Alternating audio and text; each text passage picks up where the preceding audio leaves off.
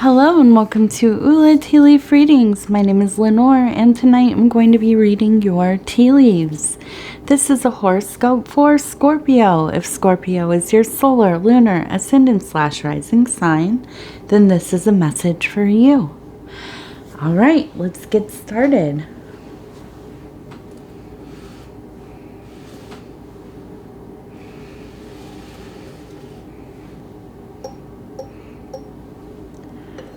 Okay, knock, knock, knock. Let's see. What do these tea leaves have to say tonight? All right, and so the card that was pulled for this reading is the Queen of Discs. And this is that Earth Mother, right? That earthy mother, that place of life and nurturing. But she can be brutal, right? She gives and she takes away.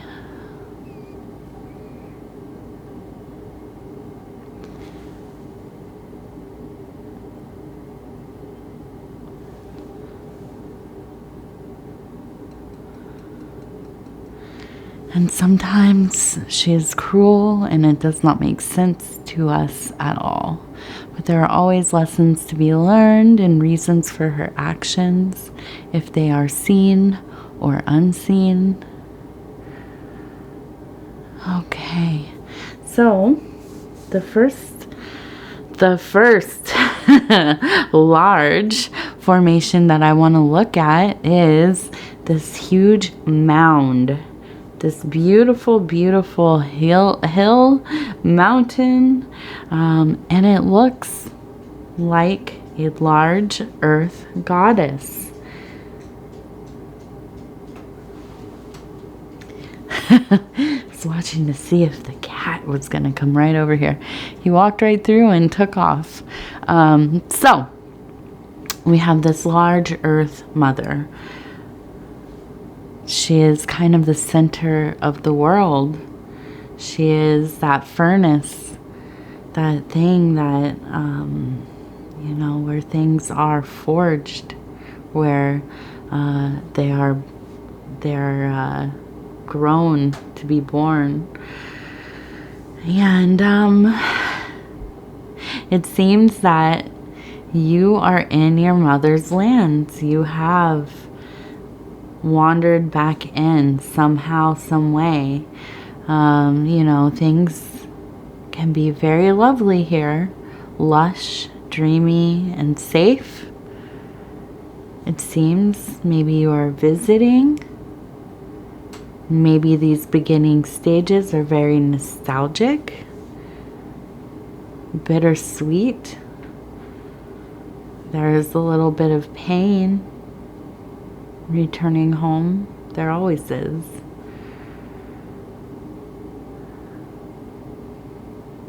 But we know we leave for a reason, don't we? We go off into the world for a reason. And when the sun turns green and there's a sickening quality of a life that's unresolved, those deeper pains start to arise. And I see we have an angel with a trumpet.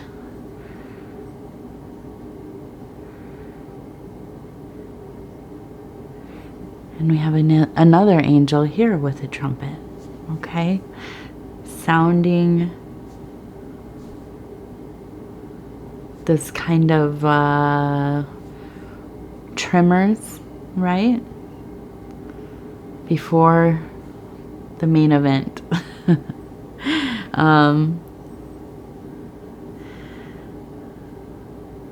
So what does this all kind of mean in reality? I know, a lot of metaphor, right? It seems to me maybe you have gone home. Maybe you are having to spend some time with the family. Maybe some circumstance has arisen. Maybe there's a wedding. Maybe there's, you know, a birthday of note. Something has brought you together. I feel like you've probably traveled, and I see a ship, a traveling ship, and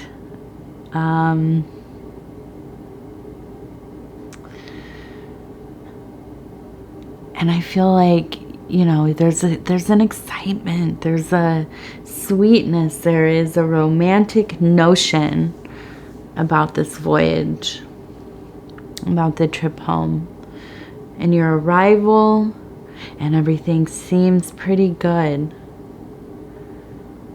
But it's almost like, and this happens, this is a thing talked about in psychology, when we go back to our origins, to the people who we grew up with, we kind of go back to the roles that we were in when we left.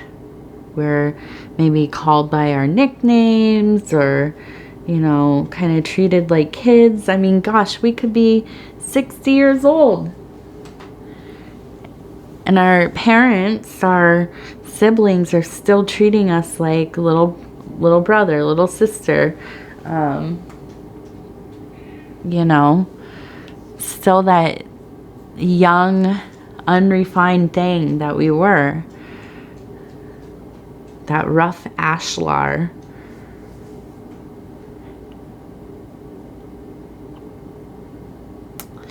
And, you know, when you get into these kinds of roles, these places, we go right back to them like we're 12 years old again. A lot of those pains come up.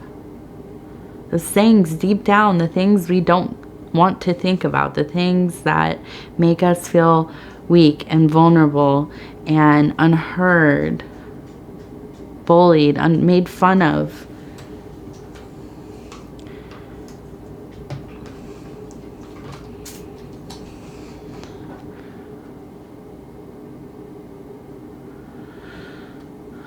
So,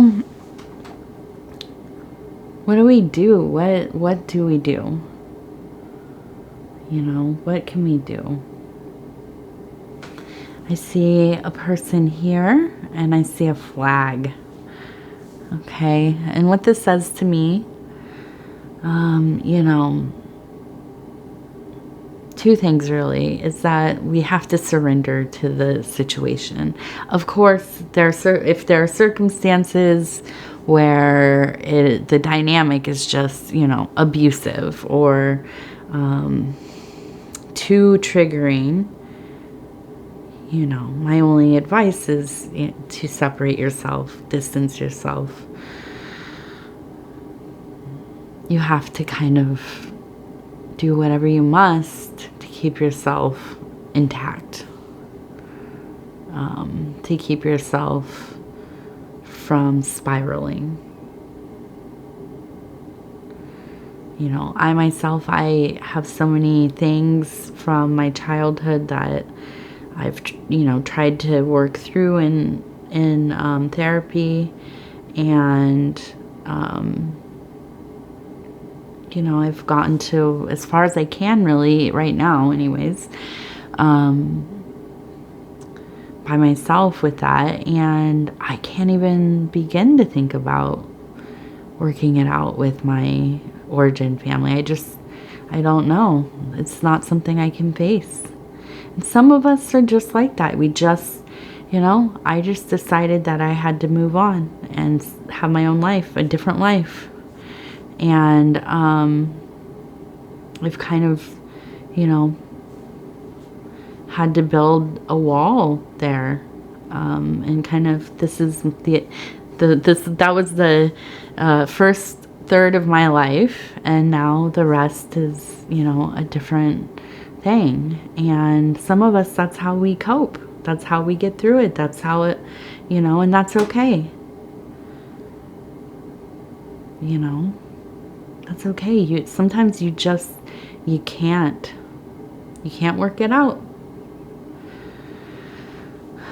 And it's more harmful than good to try to revisit those things. And that's okay. But, you know, there are other situations where, I don't know, it's not even that it's so emotionally triggering, but there's just a melancholy to being with your family. I don't know, you know. It's hard. Because I think the older you get, you realize that these people are people. They're, you know, then when you're a kid, everybody is so much bigger in your mind. They know everything. They know what they're doing. They couldn't make a mistake. I trust them, right? And as you get older, people become more flawed because you understand these are humans. They make mistakes. You know, they probably gosh, you get out in the world, you work, you meet a lot of people, and you realize most people don't know that much about anything, including yourself, including myself, you know? And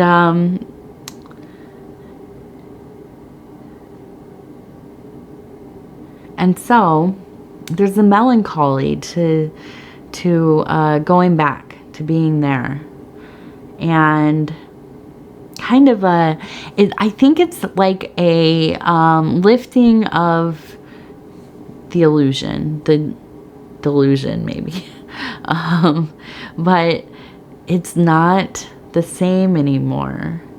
Have you ever gone back to like a home that you lived in when you were a child, and maybe your family moved away or whatever, and you go back and you're like, wow, this house is so much smaller. It seemed huge, you know? And I think that's the feeling. That's the exact feeling that I'm talking about. But there's something just kind of, the magic is a little bit less. Not gone, just less. And there's something disturbing about that. Something that it really does. It starts to blow away the sediment and expose those bones, those sharp, pointy bones, those things that hurt. And, you know, the difficulty of a relationship with our mother figures anyways. Mothers are complex. You know, they're lovely, aren't they? Giving and nourishing and terrible, sharp with their words. They know you so well. You are of them. Even if you didn't come from their body, you are still of them. The people that raise you. And they know you, and they know you, and they know you. And there's safety in that, but there's also like they could dismantle you in a second.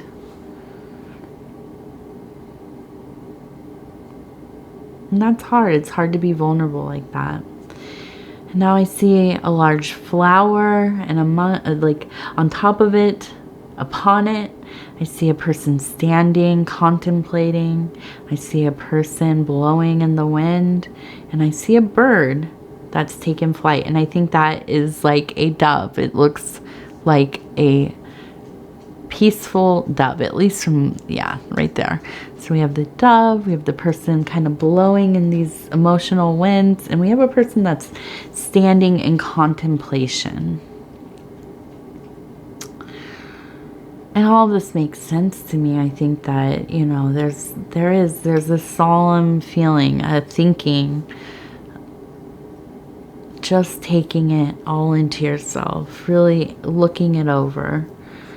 And then there's that, you know, that feeling of, I could just succumb to all of this, to that swirling black hole of, you know. But then there's this peace. There is this peace, you know. That's the other thing. A great peace comes from exposing ourselves to some of these difficult places, to being brave and being with the people that we love, to trying to ignore some of the cringy things that people say and do thoughtlessly, but maybe not maliciously. Okay? And then there's that hug, being held, the softness.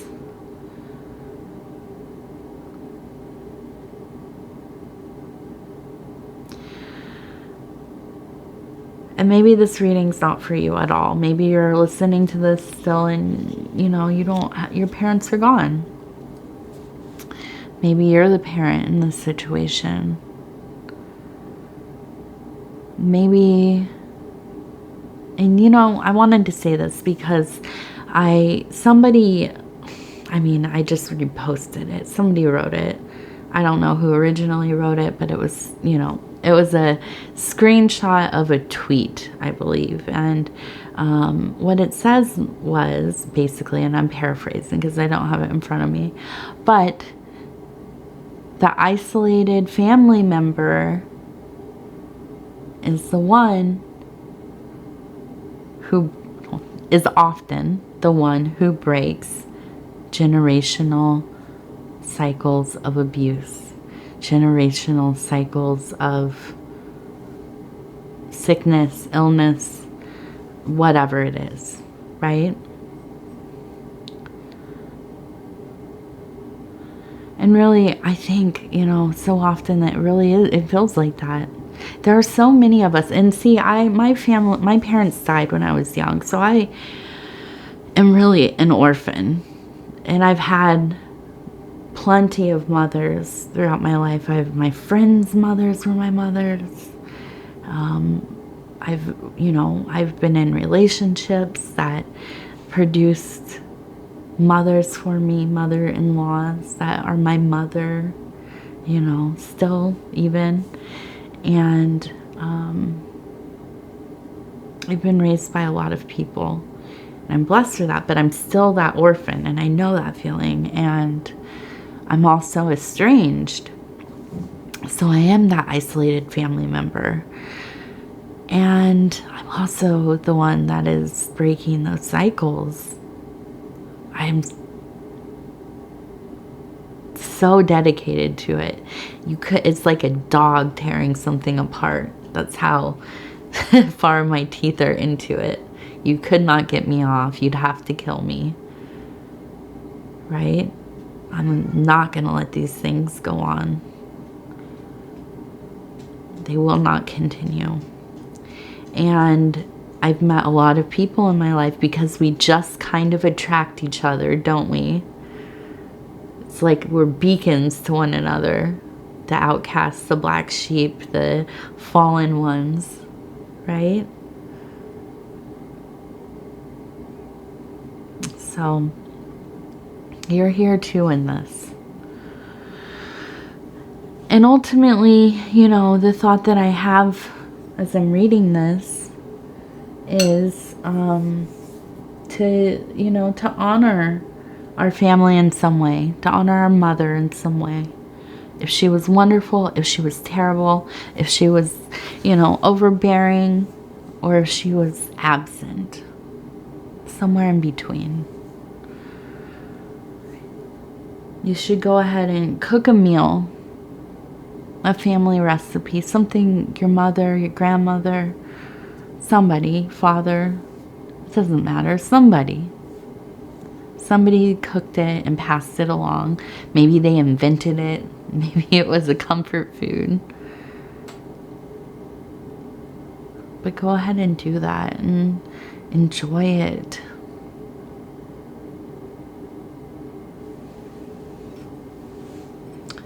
All right, we have quite a peak up here coming. I just feel like, and we have a pyramid, that's why I'm saying this. And I just feel like you are really on the ascent here. You're going to come out of this situation feeling really powerful, I think. Creative. Don't succumb to those melancholy feelings. Keep moving. Just keep moving.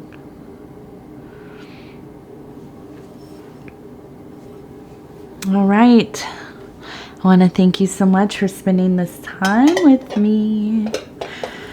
It is always such an honor to be able to bring these messages to you. If you would be so kind as to like the video, it's helping us get into the algorithm. And we all know the algorithm rules all. So, any kind of engagement really helps. If you share the video, if you leave a comment, if you subscribe, that would be great. Hit the little bell. It'll let you know when the next videos come out. In the commenting, I love hearing from you all. Part of this, which is a surprise to me because I'm pretty solitary. I'm not very social. Getting to know some of you has been amazing. And, you know, just talking through the comments and hearing about your lives and checking in, and it means a lot, and I look forward to it. And I read every message. I try to get back to each one of them really quickly. Sometimes it takes, you know, a day or so, but I do read them, and I try to be, you know, from my heart, meaningful and open and all those things. And so, yeah, leave a comment if you want to. And, you know, other than that, we will talk in a few days, Scorpio. Thank you, thank you, thank you, thank you.